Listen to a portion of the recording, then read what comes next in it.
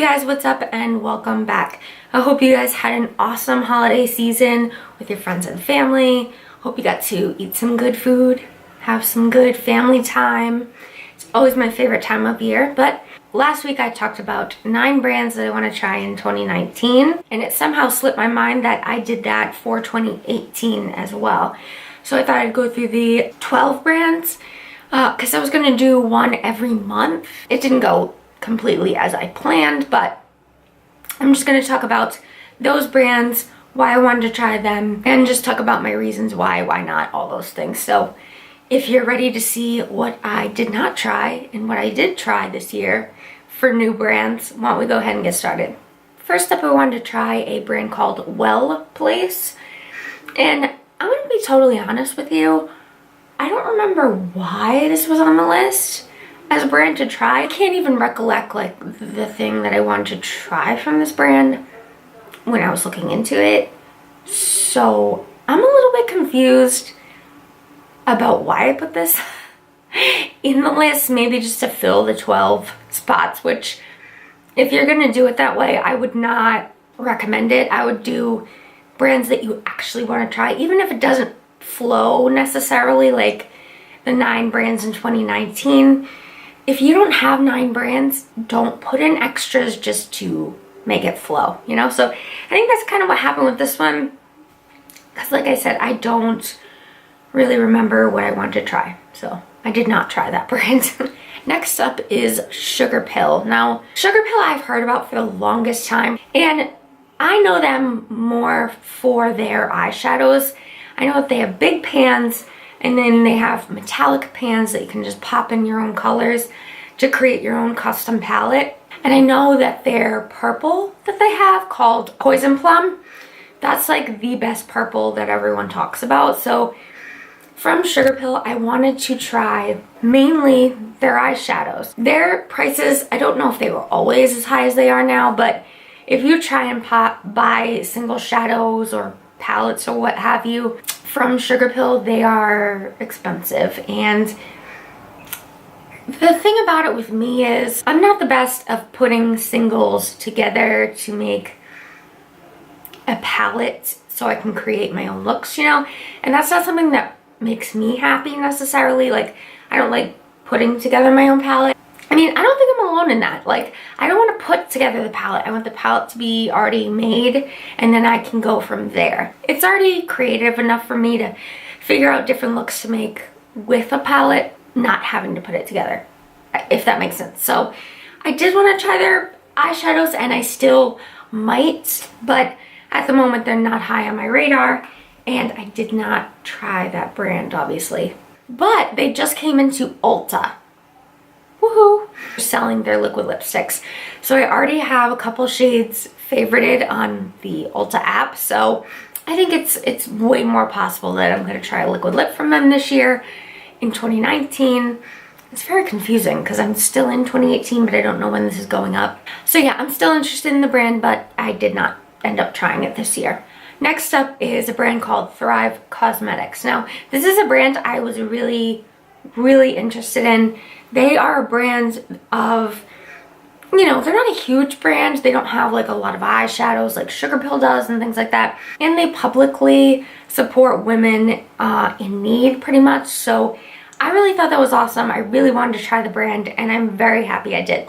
So personally, I tried their eyebrow pencil.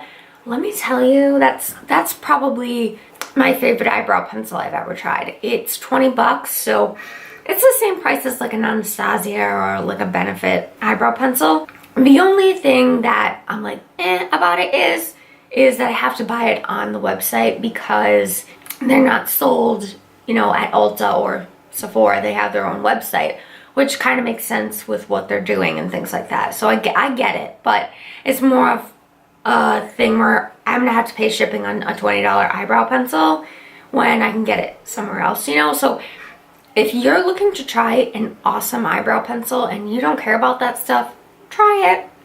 Totally recommend it. Goes on really pigmented, really creamy. It's not very waxy, so you get good looking brows pretty quickly, and the shade I got was really a good color. And then I also tried the Rhea bronzer, and have that, and I really like that as well. It's a great matte bronzer. It's also like a lighter color, so I feel like I can build it up how I like it. It doesn't go on like an Anastasia bronzer, for instance, like boom pigment, boom color, you know. It's not like that. It was probably like a little too intense, but it goes on, it builds up, it blends out easily, the color is perfect. I just think it's really good. Next up, I'm going to talk about Makeup Monsters. I really wanted to try their liquid lipsticks, and in 2018 they actually rebranded, so now they're called Menagerie Cosmetics. I don't know if their same liquid lipsticks are being sold though, you know, under the rebranded name. So I don't know if I'm actually gonna get to try them now, which kind of bums me out, but at the same time, there are other brands I can try, you know. But I did really want to try those. I've heard really great things. Menagerie Cosmetics has some interesting eyeshadow palettes I've seen. You know, they look kind of interesting. I don't think I want to pick any up though. So do I really think I'm into the brand at the moment? No, but I didn't try them in 2018 either, so, you know, drop the ball on that one. Next up is a brush company called Spectrum. They have like pretty inexpensive brushes, but I've heard really good things about them. Pay like a lesser amount for the brushes, which I like. They also have bundles as well. I don't know, I just never bit the bullet. And I think the thing about it is they're so affordable, and then I have to pay the shipping. I'm sounding like really cheap. And I'm also sounding like kind of like nose in the air, but I'm not trying to sound that way. I'm just saying, if they're really affordable brushes, do I want to pay almost as much in shipping as a couple brushes? Is I think the point I'm trying to make. So while I want to try them, I can't bite the bullet and just buy a couple brushes and pay shipping and all that. It just doesn't seem worth it to me. Also, I have brushes, you know, so I mean, I probably didn't need to try any new brushes in 2018. I mean, I'm still interested in them. I just don't know when the time would be to buy them. Like a sale of some sort, you get free shipping with it or something, I don't know. I didn't end up trying those brushes, but I'm still kind of interested in them. Next up, I want to talk about, real quickly, Floss Gloss. That's hard to say. It is a nail polish company, and I do, if you've seen past videos, I have nail polish racks, and I actually do have a lot of nail polish, so I probably don't need it. But yeah, I didn't get to try this brand either. I was having a debate with myself of what colors to get, and then some of the colors that I wanted to get were out of stock, and it would take a very long time for them to be back in stock, but by that time the other colors that I wanted were out of stock. So I think having their stock fluctuate really threw me off of attempting, you know, further of, you know, picking the polishes. And I tried to get polishes for a solid like 2 months, so I feel like I gave it a good try, you know. But at this point, I have like indie nail polish brands that I like already. I buy like Zoeva polishes as well, so it's not a necessity necessarily. And I don't know exactly how I'd fit it into the channel, because I don't do like nail videos. Like if I do a favorites video or a declutter or like an empties, I'll show like my empty top coats or if a polish has dried up. But other than that, I don't really feature nail polish on my channel that much. I didn't end up trying Floss Gloss in 2018. Next up, I want to talk about Melt Cosmetics. Now this was a huge one for me. I was like, I need to try this brand. I need to calm down. I really needed to try this brand because I had heard nothing but good things about their eyeshadows. I mean, they blend easily, people said. They're pigmented, people said. These are amazing. The pans are huge. What more do you need, honestly? So I was really bound and determined. And by the end of the year, I was like, dang, not gonna get to try this brand this year. But ho ho, the Gemini palette, which was limited edition but is not now, thank you, Melt Cosmetics. I bought it. I had to. I was gonna get it when it was first released, but I was going back and forth in my head, overthinking things how I always do, and I missed it. And I think they had a few more restocks and I missed that as well. The end of the year, I picked up Melt Cosmetics Gemini palette. Let me tell you, it's great. I love it. I did a video on my channel. I don't remember what it's called, but I can try and link it up there or in the description box. I was trying the more neutral side of the palette in that video. Oh man, I love the quality. It really does blend easily. That's not a lie. The pigment's there though, so you don't need to dip in too much, like back into the pan. That is a great palette. It's great. So I did try Melt Cosmetics in 2018 and I'm so happy about it. Next up, I'm going to talk about Zoeva. I think it's a German brand. I could be wrong, but they are obviously overseas.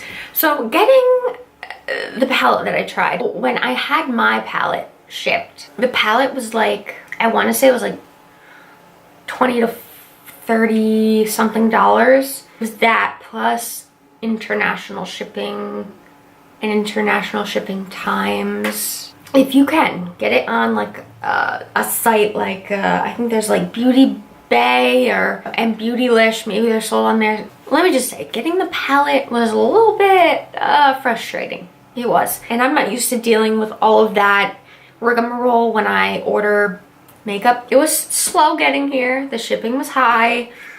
And then I got the palette. I got the Aristo palette. I really liked it. Like the mattes were really nice, except for the periwinkle took a lot of building. So that shade was a little frustrating, but the more neutral shades were really easy to work with. I liked the greens in the palette, the more red-orange tones. I think the shimmers definitely needed like to be foiled. So like spraying your brush with water, Fix Plus, something like that, really helped the shiny metallicness to come out. And they're not overly metallic shades or anything. Do I think it's a brand worth trying? I mean, if you see a palette that's interesting to you, I'd say go for it. I liked my palette. And I even said that in the video. I like my palette. I think it's a good palette. Do I feel highly inclined to try more from them? Not really. I'm not. I'm happy with my palette. If I were to get something from them, again, it would be brushes. And I know I can get that off of Beautylish. I did try that brand. Happy I tried it. I would recommend it if you see something that you know you really want to try. So there's that. Next up, I want to quickly talk about Elcie Cosmetics. I did not try this brand in 2018. I wanted to try the foundation. I just honestly forgot. Like I forgot. And I don't know if it's because there's not enough exposure for that foundation, that brand, really. So I think they need more like PR being sent out or more Instagram stuff, or maybe even send some YouTubers some stuff, because I think that would really help them. Not that I'm a professional in this at all, but that's just my opinion. So no, I did not try that brand in 2018 because I forgot. I dang forgot. The next brand I talked about in brands I want to try in 2019. I can link that video above as well or in the description. And it's NABLA Cosmetics. This brand, ever since I heard about them, I've been really interested. And I don't know exactly why. I don't know. They're just very interesting to me. So it goes without saying, I didn't try it in 2018, but I'm still very interested in their eyeshadow palettes. Now I know the last one that came out was kind of getting mixed, if not bad, reviews, but that is not deterring me. I want to try a palette, an old palette, maybe not the newest one they came out with. I'm sure they'll come out with another one. And they're an international brand for me as well, because I'm in the United States, obviously. I don't know, man. They seem real interesting to me. I wouldn't pick up any of the singles, even though I've heard the singles are better than the eyeshadow palettes. Again, I'm not real creative with singles, so I didn't try it in 2018, but you better be aware. Second to last brand I wanted to try in 2018 was Colored Raine. Now I've heard such great things about their eyeshadows, and I really wanted to try an eyeshadow palette from them. And they came up with like the Cheers to the Years, or I think it was called that. I really was gonna try that, but I was iffy on it. And of course the Queen of Hearts, which they're very known for, I wanted to try. So I didn't try them in 2018. But if you watch my brands I want to try in 2019, Colored Raine is in there, and I'm very excited to hopefully try them in the new year. Then the last brand I'm going to talk about is one I did try in 2018 and I'm very excited that I tried them, and that is Juvias Place. They have very affordable makeup. They have affordable eyeshadows, blushes, and things like that. So I did try the Magic palette. I thought it was really good. I did think a couple of the colors could have been switched out because they were very close to each other. But other than that, it was really easy to work with. The mattes blended out very easily. The pan sizes are huge. Like, it's like more than $50. They're very big. You definitely get a bang for your buck with that brand. So I would definitely say try it. Plus, this year they came into Ulta. 2018, they scooted their way onto the Ulta website. I don't know if they're in stores yet, but I know you can definitely find them online. So if you're interested to try them, I would definitely do it. You get your Ulta points. They're affordable. I think the quality's real great, and I'm really excited that I got to try them, and we'll probably try them again, let's be honest. Alright guys, so that's gonna wrap it up. The sun's going down, if you can tell by the little sunspot at my door. That's how you can tell the sun is leaving the sky for the day. I hope you enjoyed this little wrap-up video of the brands I did or did not try in the year of 2018. I am going to do this next year at the end of 2019, obviously, and you'll see videos trying out the 9 brands I want to try in 2019. I am, again, going to link that below or in the little cards right here. But yeah, I hope you enjoyed this video. If you did, definitely subscribe down below so you don't miss what I tried in 2019 and all my thoughts. Okay guys, I'll see you next time. Bye!